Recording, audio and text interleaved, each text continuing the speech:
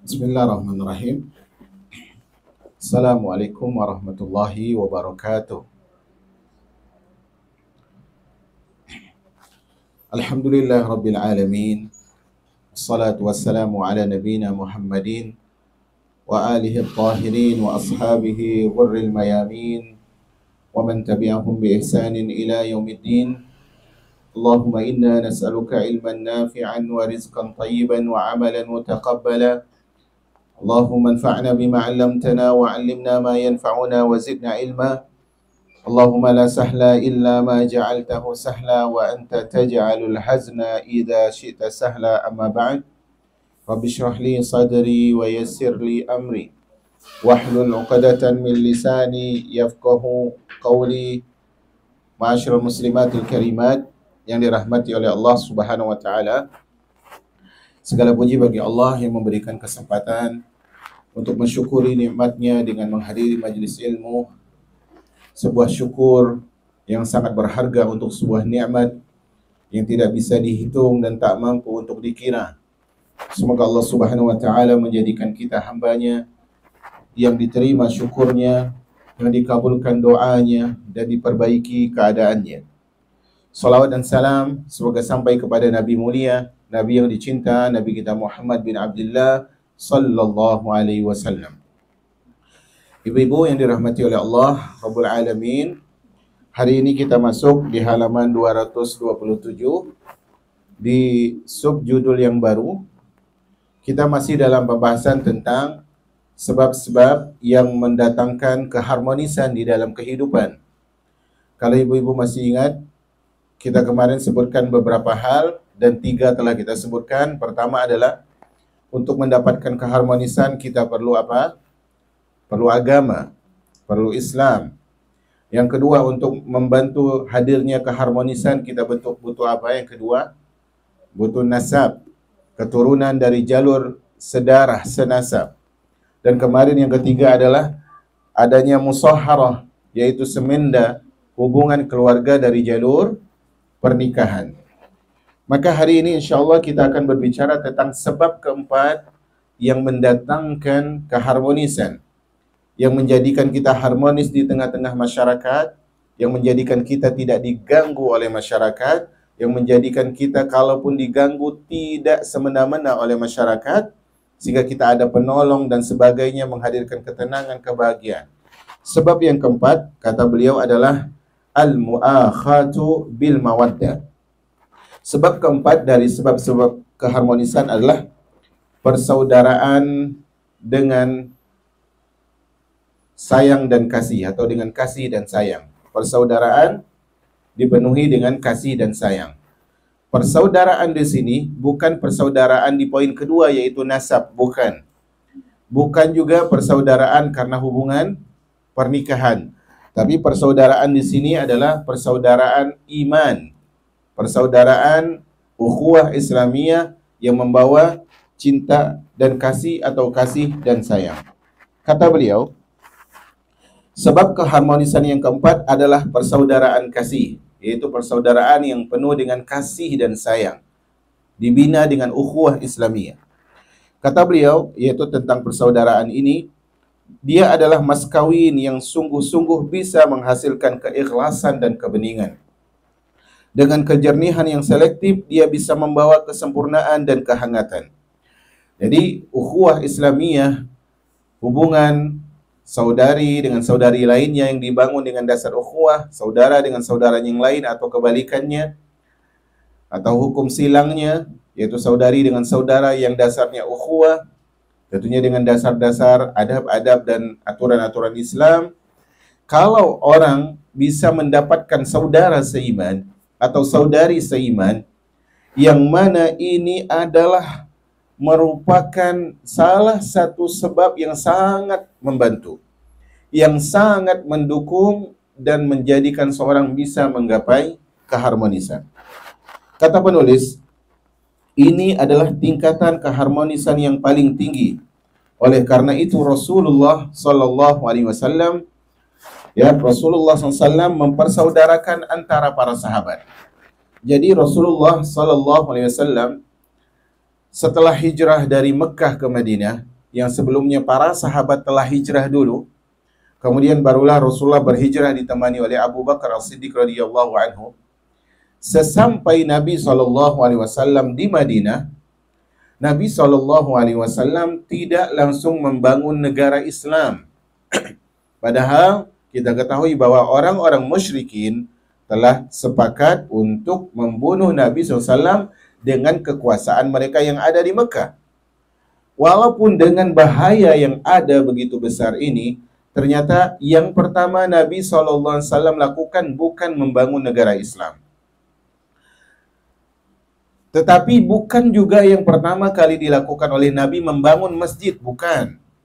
Padahal masjid adalah berkumpulnya tempat berkumpul kaum muslimin untuk ibadah, musyawarah dan keperluan maslahat lainnya. Tetapi ternyata hal pertama yang dilakukan oleh Nabi SAW adalah mempersaudarakan antara muhajirin dan ansar.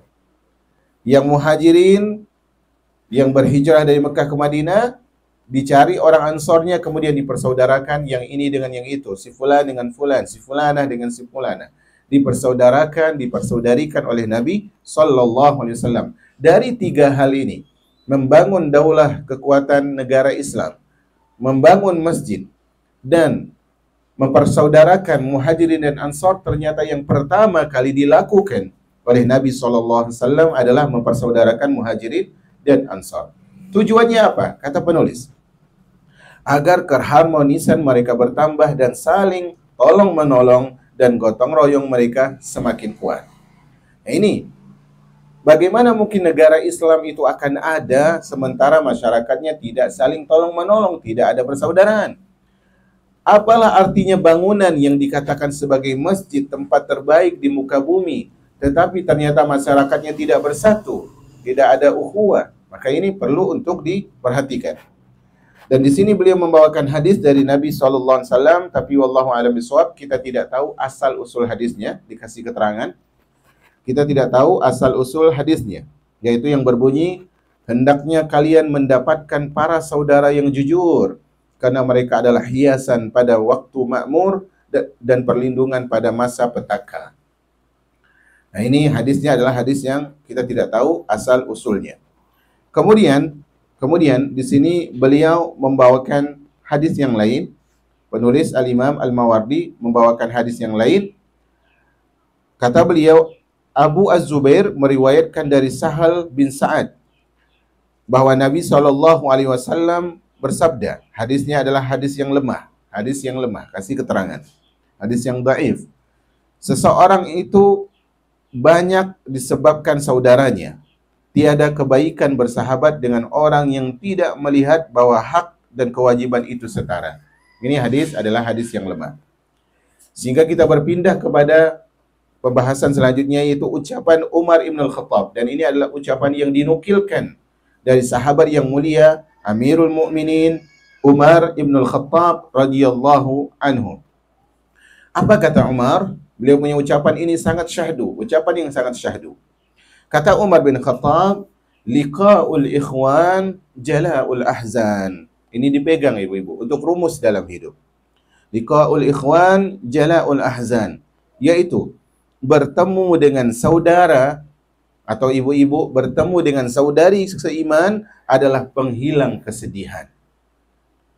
Ini ukhuwah yang dibangun dengan dasar iman, nanti akan disebutkan juga sebenarnya oleh beliau insyaallah, adalah lebih kuat dari sekedar hubungan nasab. Lebih kuat daripada hubungan karena kepentingan yang lain. Karena ukhuwah Islamiyah ini hubungan yang tulus, ikatan yang mulus, sehingga apapun masalah yang mereka jalani dalam hidup bisa mereka lalui dengan halus. Nah ini penting ibu-ibu yang dirahmati oleh Allah. Apa kata Umar tadi? Bertemu dengan saudara seiman atau saudari bertemu dengan saudari seiman, ini dapat menghilangkan kesedihan. Karena kalau ternyata dia bersedih akan diingatkan. Karena orang ini punya iman, diingatkan harusnya begini, bukankah Allah begitu, bukankah Allah begini dan begitu. Menjadikan dia tidak sedih dalam kesulitannya, tidak sakit di dalam deritanya. Kemudian disebutkan di sini, Khalid bin Safwan berkata, ini ucapan yang sangat bagus juga dari ucapan Khalid bin Safwan. Dia mengatakan, kata beliau, manusia yang paling lemah adalah manusia yang lalai mencari saudara seiman. Jadi termasuk ciri orang yang lemah, ini bagian pertama dari ucapannya.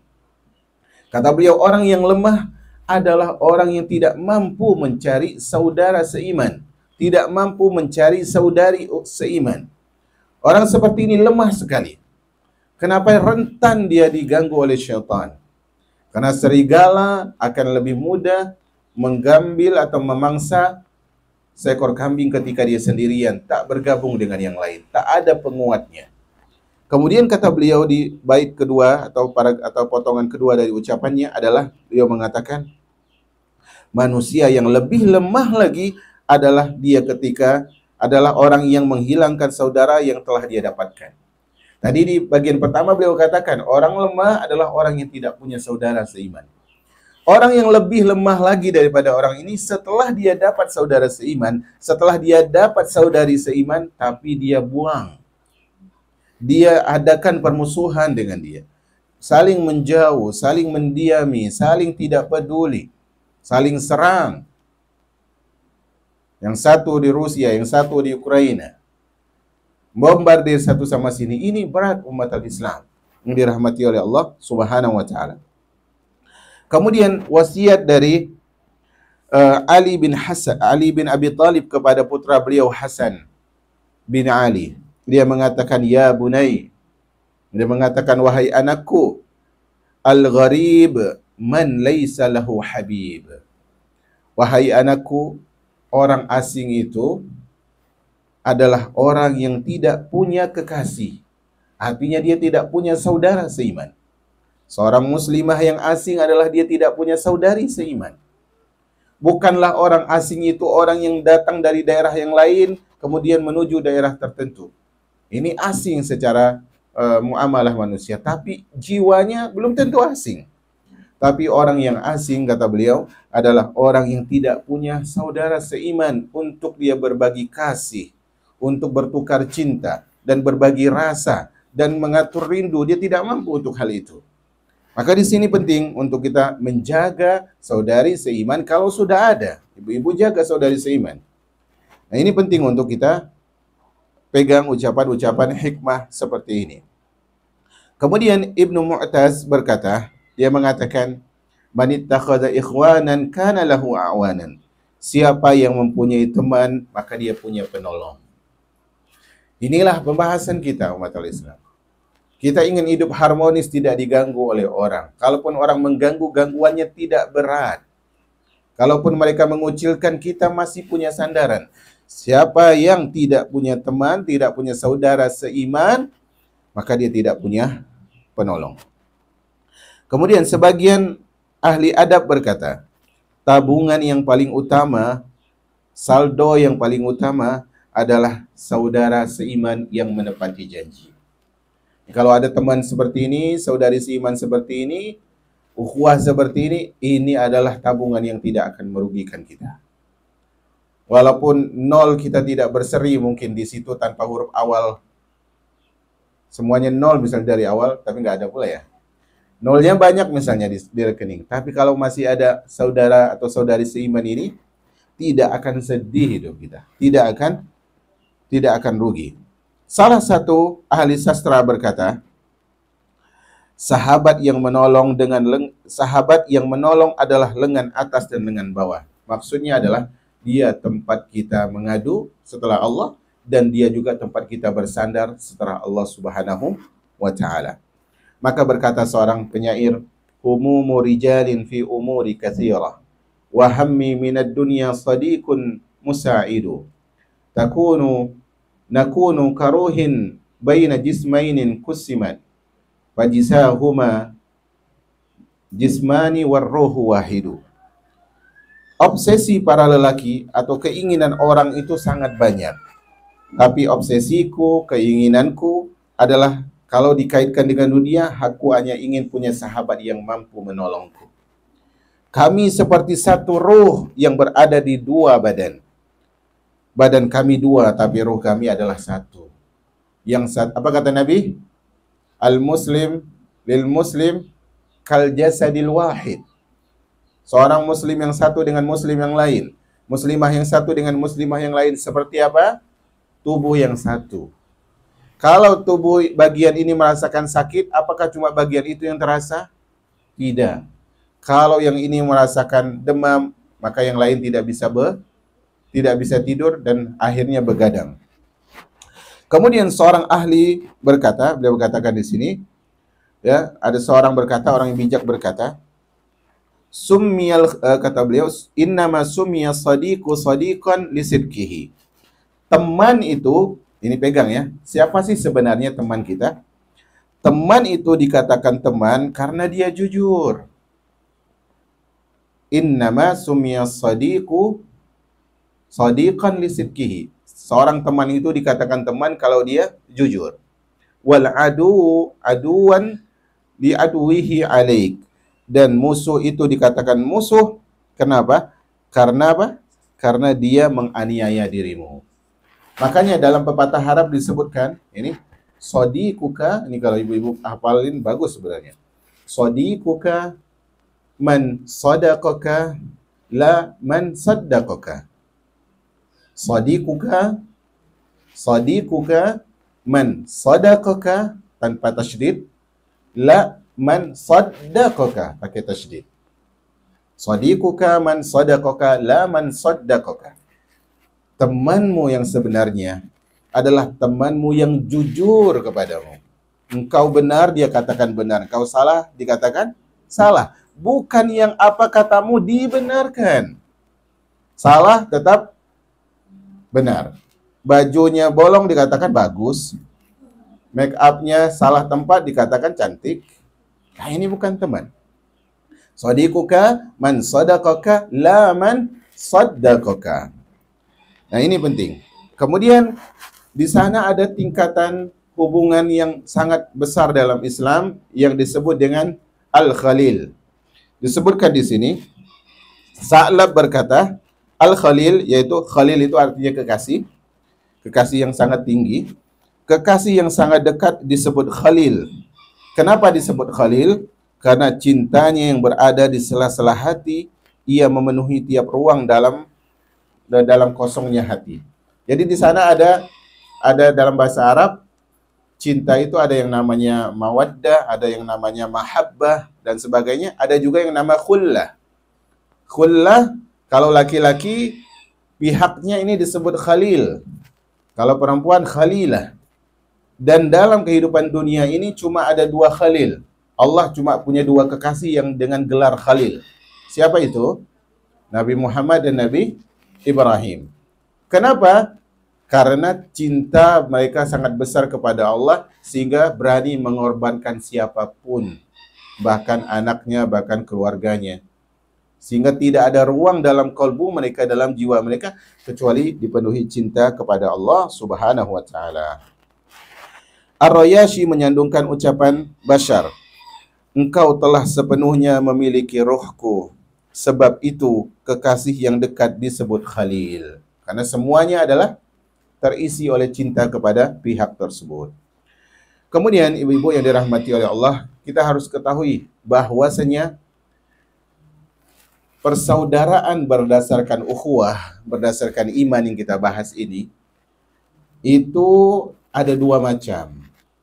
Persaudaraan berdasarkan ukhuwah itu ada dua macam. Kata beliau di sini, persaudaraan manusia bisa terjadi dengan dua cara. Dengan dua macam ini. Ya. Pertama adalah persaudaraan yang diperoleh dengan kebetulan yang terjadi begitu saja. Jadi persaudaraan antara manusia, persaudaraan iman ini, ukhuwah ini, itu bisa terwujudkan dengan dua sebab ini. Makanya kita sebutkan ada dua tipe persaudaraan ini. Pertama adalah persaudaraan yang diperoleh secara kebetulan yang terjadi begitu saja. Artinya cocok lah gitu. Ketemu langsung, ini gue banget nih.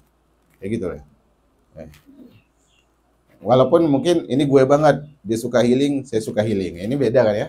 Tapi yang jelas ada orang kalau ketemu langsung nyambung, sinkron gitu. Ya, sinkron langsung. Ini yang pertama. Yang kedua, persaudaraan yang diperoleh dengan cara pilihan dan tujuan. Artinya dia menjadi saudara karena memang dia berusaha memilih orang ini. Dan karena ada tujuan tertentu sehingga akhirnya menjadi saudara.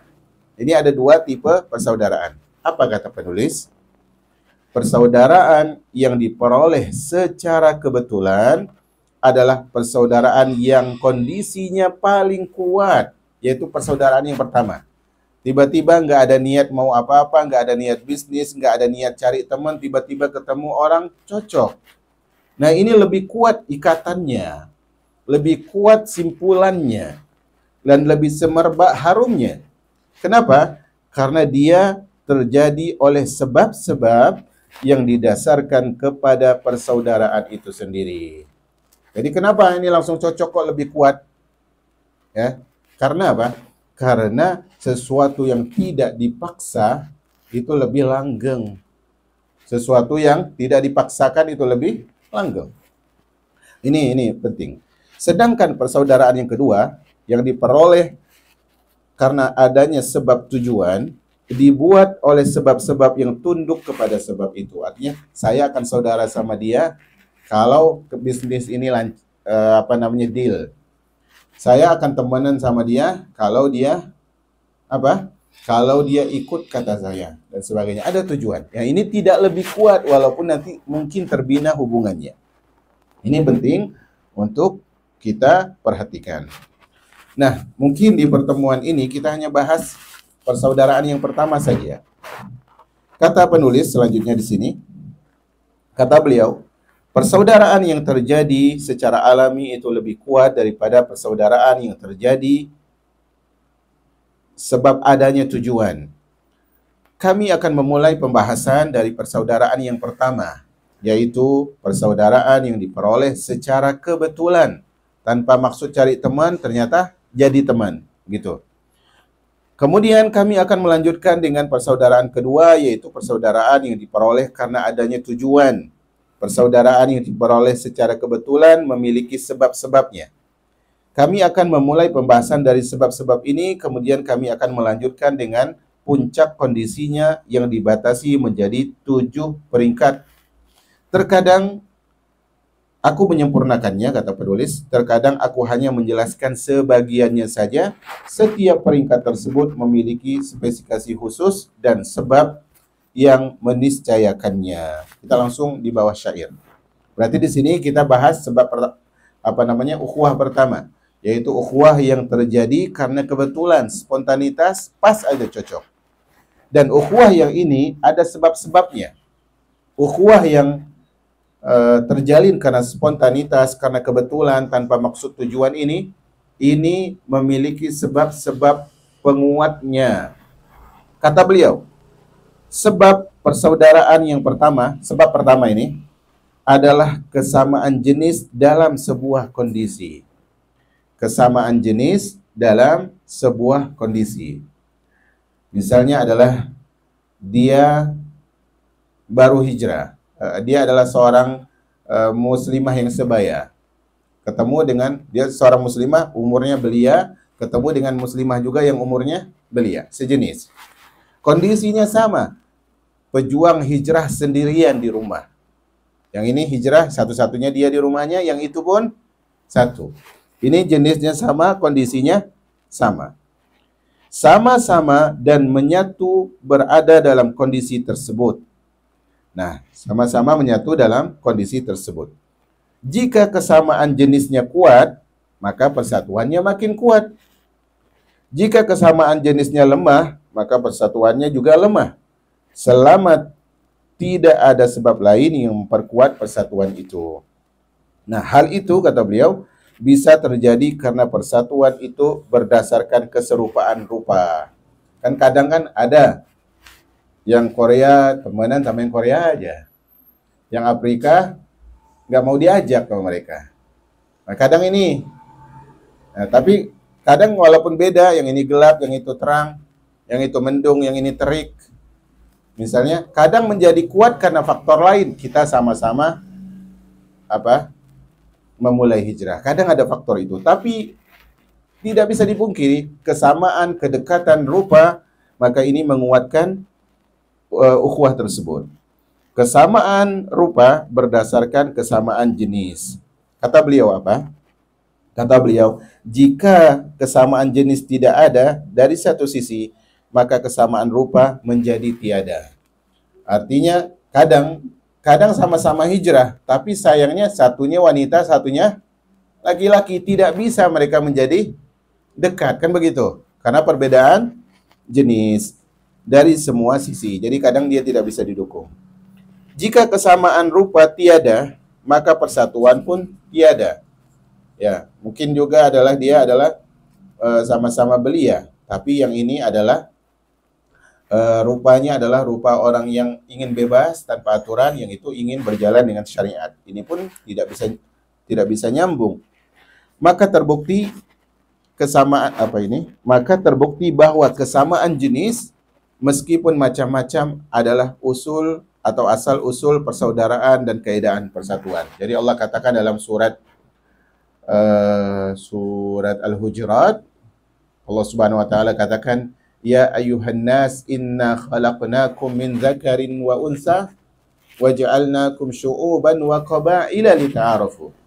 Wahai manusia, kami ciptakan kalian dari berbangsa-bangsa, bersuku-suku, ya, dari lelaki dan wanita. Dan apa kata Allah Subhanahu wa taala? Untuk kalian saling kenal mengenal. Dan di sini ada hadis yang menguati hal itu. Itu Yahya bin Sa'id meriwayatkan dari Amr, dari Aisyah, dari Nabi sallallahu alaihi wasallam, hadisnya sahih. Nabi sallallahu alaihi wasallam bersabda apa?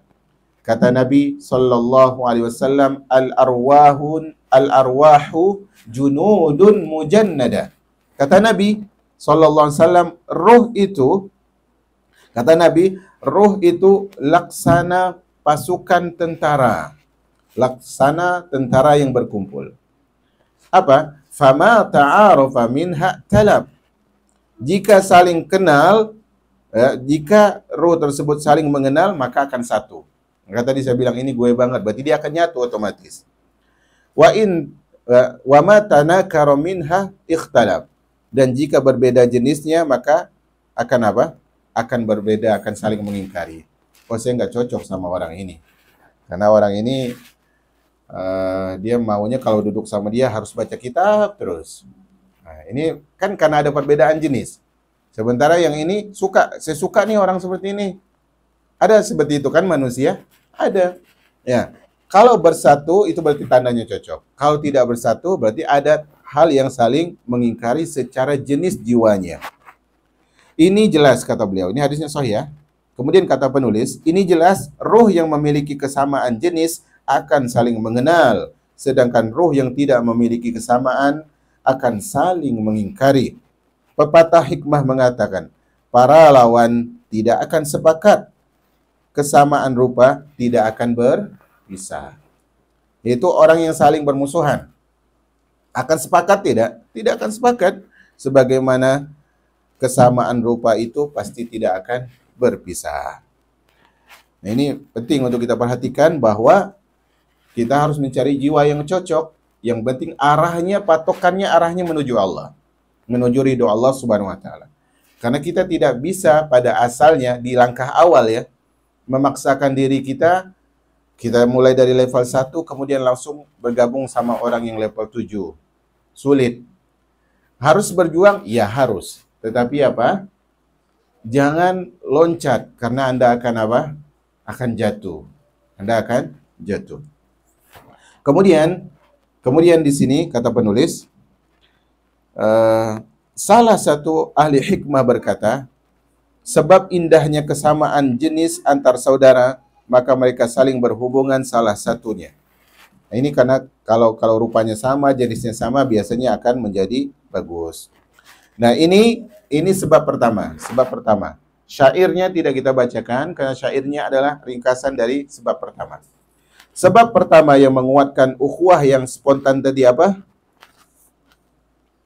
Adanya kesamaan jenis dan kondisi. Sebab kedua di halaman 230 paragraf 2 sebelum terakhir. Kemudian sebab yang kedua, sebab adanya kesamaan jenis. Sebab adanya kesamaan jenis, maka lahirlah koneksi antara dua jenis yang serupa. Jadi sebab yang kedua adalah adanya koneksi selanjutnya. Adanya koneksi. Tadi udah sama jenisnya, sama rupanya. Yang kedua, terkoneksi enggak? Kalau ada, maka ini makin menguatkan ukhuwahnya. Inilah peringkat kedua persaudaraan. Jadi kalau ternyata dia tadi sama-sama usia belia ya, kemudian misalnya adalah sama-sama hijrah masing-masing di rumah mereka sendiri. Kemudian semakin terkoneksi hubungan tersebut, makin akrablah mereka. Ini sebab kedua. Kemudian sebab ketiga, kata beliau di sini, sebab terjadinya koneksi adalah kesepakatan, adanya kesepakatan. Sebab ketiga, adanya kesepakatan.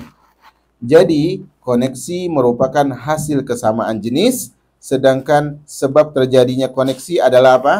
Sepakat. Ada sepakat. Kalau udah sepakat biasanya nyambung. Ini saling tolong menolong, saling topang menopang. Seperti mata rantai. Yang pertama tadi dibangun oleh yang kedua dibangun oleh yang ketiga. Ketiadaan kesepakatan menimbulkan perpecah belahan. Walaupun tadi terkoneksi, kemudian tiba-tiba berselisih, apa yang terjadi? Kalau nggak sepakat, ya pisah, seperti itu. Kemudian yang keempat, koneksi melahirkan peringkat ketiga. Afwan, anda cek dulu ya. Nah, maafan, berarti tadi masih sebab kedua. Di sini memang susunan kitab Indonesianya tidak dipisah. Di Arabnya terpisah ini. Berarti sebab pertama tadi adalah persaudaraan kesamaan jenis yang sesuai dengan kondisi. Kemudian yang kedua adalah, saya lihat di bahasa Arabnya adalah, yang kedua adalah terjadinya koneksi dan kesepakatan. Terjadinya koneksi dan kesepakatan. Ini saya harus sering kembali ke buku Arab yang seperti ini. Kemudian yang ketiga, kata beliau, koneksi melahirkan peringkat ketiga, yaitu kegembiraan. Yang ketiga adalah kegembiraan. Ini penting, kalau udah ada koneksi, ada kesepakatan, insya Allah mereka akan saling nyambung, kemudian muncullah suka dan kebahagiaan di dalam kebersamaan tersebut. Kemudian keramahan melahirkan peringkat keempat, yaitu bahagia, kemudian ramah, itu melahirkan tingkat keempat. Tingkat keempatnya apa? Bahagia, ramah tadi itu masuk dalam ketiga. Jadi gini, tadi kan dia pertama adalah berdasarkan jenis dan kondisi, oke ya? Kemudian yang kedua, itu tadi adalah adanya koneksi, akhirnya mereka sepakat. Nah, kesepakatan ini kemudian melahirkan kebahagiaan dan akhirnya saling ramah. Oke. Nah, keramahan ini kemudian melahirkan yang keempat. Apa itu? Kejernihan. Karena udah ramah, akhirnya mereka udah mulai, oke deh, nggak ada rahasia-rahasiaan misalnya. Selama hal ini bukan memang harus dirahasiakan. Ada kejernihan, tidak ada kedengkian dan sebagainya. Nah, ini adalah kejernihan ini. Buahnya apa? Jernih ini adalah hasil dari keikhlasan niat. Kalau persaudaraan ukhuwah tadi ikhlas, pasti akan jujur-jujuran. Nah, makanya saya punya teman sebenarnya lidahnya kadang-kadang lebih sadis, mohon maaf, daripada lidah sebagian wanita. Saya punya teman laki-laki. Saya tidak mengejek wanita di sini ya. Tapi di sana kan memang dalam ibarat itu kan ada ya. Artinya teman laki-laki saya ini kadang dia lebih judes daripada perempuan. Tapi kadang saya suka karena dia bilang, dia mengatakan, Han, Nana nggak suka loh ente kalau kayak gini. Ah, ini kenapa bisa jadi seperti ini? Karena ada keikhlasan dalam dia menjadikan kita sebagai teman. Sehingga yang jernih dibilang, sehingga yang jernih, persahabatan yang jernih ini terlihat yang buruk langsung ditegur. Tanpa berbicara di kemudian tempat, yaitu di belakang. Kemudian peringkat kelima, yang kelima adalah kasih. Adanya kasih. Lebih tepat mungkin adanya di sini, ntar saya lihat. Adanya kasih. Nanti akan dibedakan. Kasih di sini dalam bahasa Arabnya mawaddah. Mawaddah. Nah, dari kasih ini Kenapa bisa ada kasih sayang ini muncul? Sebabnya apa? Sebabnya ada kepercayaan. Oh, saya percaya sama dia. Nah, kalau kita sudah memberikan kepercayaan kepada orang lain, kira-kira dia akan mengasihi kita tidak? Iya, beda kalau kita curiga-curiga terus. Ini akan menjadi orang itu berpaling. Nah, peringkat ini adalah kondisi persaudaraan di tingkat kesempurnaan yang paling rendah. Sedangkan yang peringkat sebelumnya adalah sebab-sebab kembali kepada peringkat ini. Artinya adalah beliau katakan bahwa di sini peringkat yang keberapa tadi? Kelima, yaitu berdasarkan kasih dan kepercayaan, ini adalah peringkat yang paling lemah. Karena berarti kalau dia nggak percaya, dia nggak akan apa? Nggak akan mendekat kepada orang itu. Tapi kalau kita lihat di awal tadi, asal nyambung aja dia apa? Asal ada kesamaan jenis aja dia apa tadi? Dia langsung terkoneksi. Dia nggak peduli orang ini buruk sama saya, yang penting dia masih teman saya, masih bisa dijaga ukhuwahnya, dia jaga. Tapi yang terakhir ini, yang kelima ini, sebelum terakhir ya, masih ada lagi 2 atau 3 seingat saya. Ini yang kelima adalah berdasarkan kepercayaan. Kemudian, sedangkan peringkat sebelumnya adalah sebab-sebab yang kembali kepada peringkat ini. Jika peringkat ini diiringi oleh saling membantu dan kejujuran. Apa tadi peringkat sebelumnya? Yang kelima, kasih yang didorong oleh kepercayaan. Oke? Kalau kasih yang ada kepercayaan ini dibantu dengan sifat kejujuran, maka apa yang terjadi? Maka peringkat ini menjadi kualitas, menjadi berkualitas. Oh, tadi saya punya hubungan kasih dengan dia, saya beri dia kepercayaan. Dan yang diberikan kepercayaan ini apa? Jujur. Maka ingin menaiki kualitas hubungan ukhuwahnya. Ini memang apa namanya? Percetakannya kurang bagus. Banyak perubahan kata. Kemudian apa kata beliau? Maka peringkat ini, yaitu kasih, melahirkan peringkat yang keenam. Kalau udah ada hubungan kasih yang dibalut dengan kepercayaan dan kejujuran tadi, melahirkan peringkat yang keenam, yaitu yang dinamakan dengan mahabbah, yaitu cinta. Yaitu cinta yang bahasa Arabnya mahabbah. Yang tadi namanya apa? Mawaddah. Yang ini mahabbah.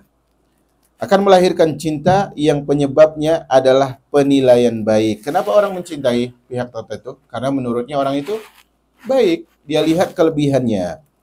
Nah, jika penilaian baik itu diarahkan kepada keutamaan jiwa, dia lihat jiwa orang ini yang baik, bukan dibuat-buat, maka lahirlah peringkat yang ketujuh.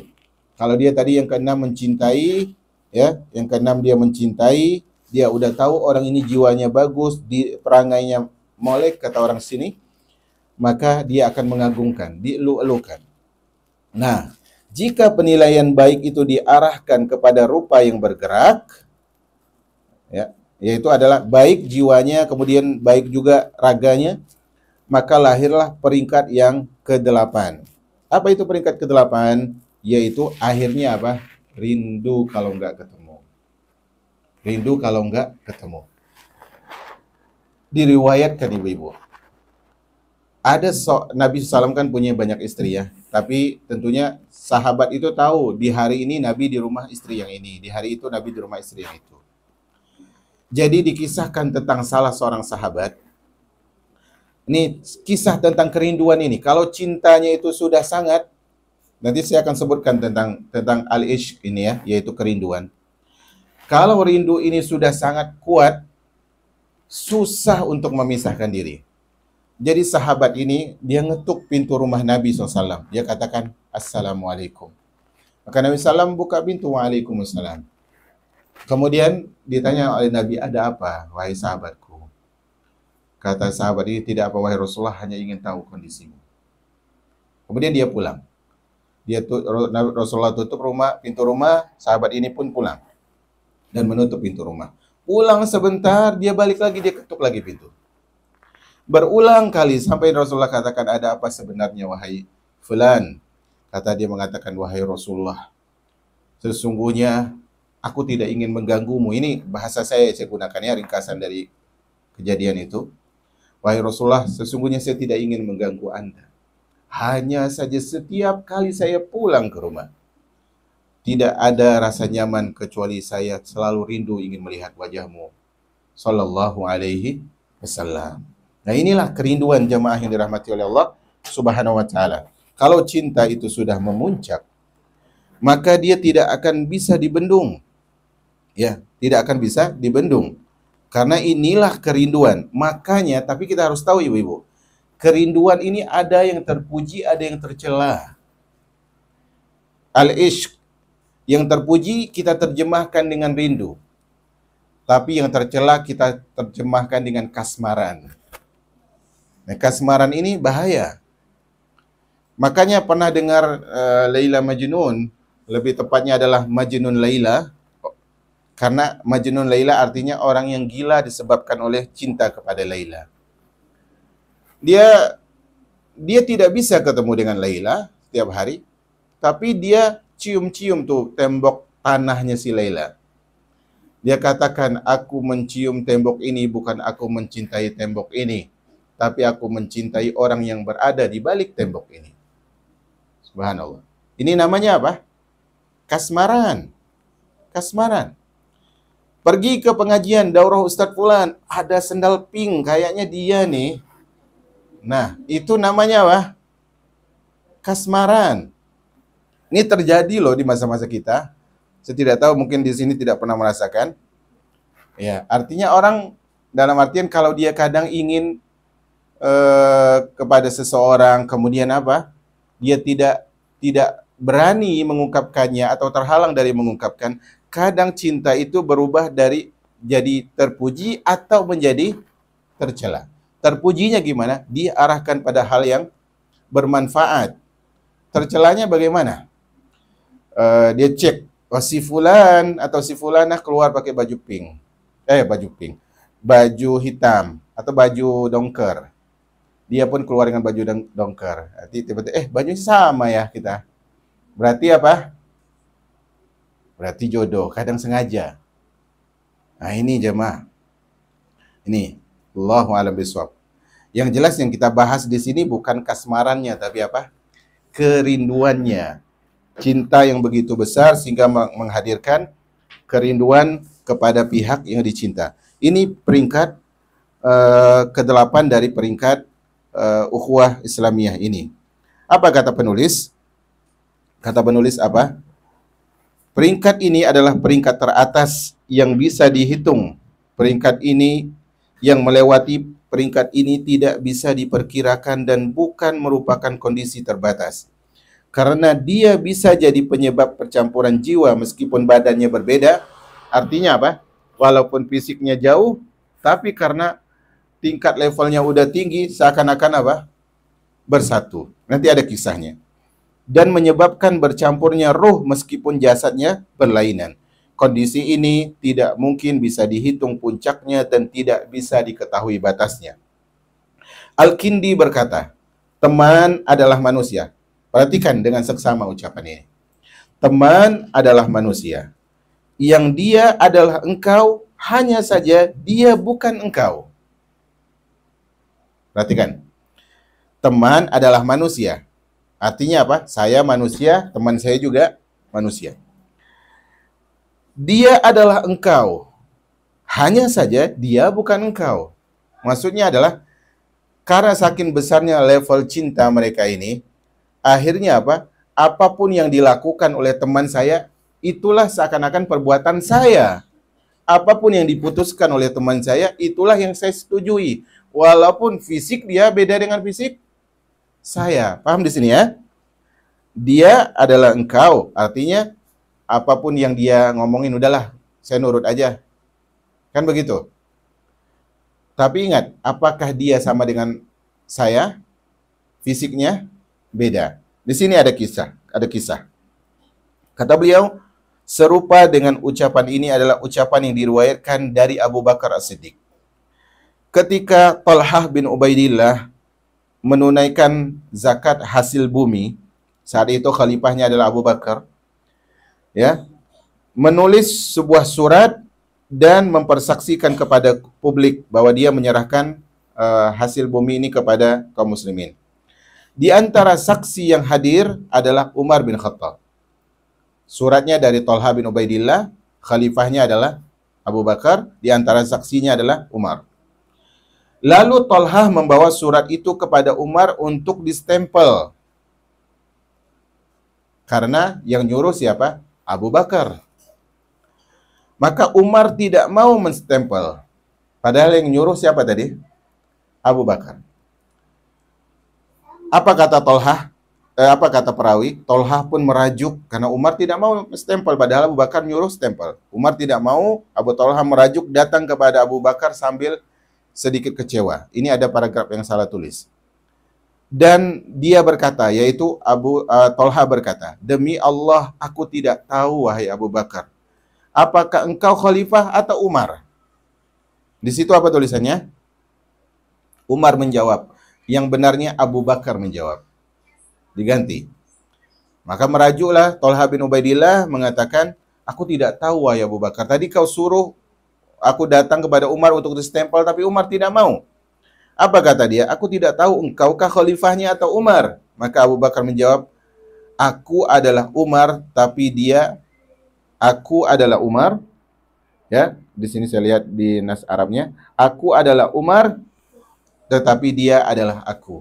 Maksudnya begini adalah, walaupun dia adalah Umar, aku adalah Abu Bakar, tapi keputusan Umar aku setuju dan keputusanku pun akan diikuti oleh Umar. Berbedanya jasad, jauhnya tempat dengan tempat yang lain, itu tidak akan punya pengaruh kalau kita sudah saling apa?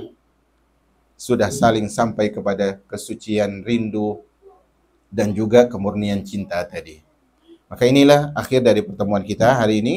InsyaAllah di pertemuan selanjutnya kita bahas jenis cinta yang kedua, yaitu jenis persaudaraan kedua, yaitu persaudaraan yang dihasilkan dengan usaha dan pilihan. Wallahu a'lam bishawab wa sallallahu ala nabiyina Muhammad walhamdulillahi rabbil alamin.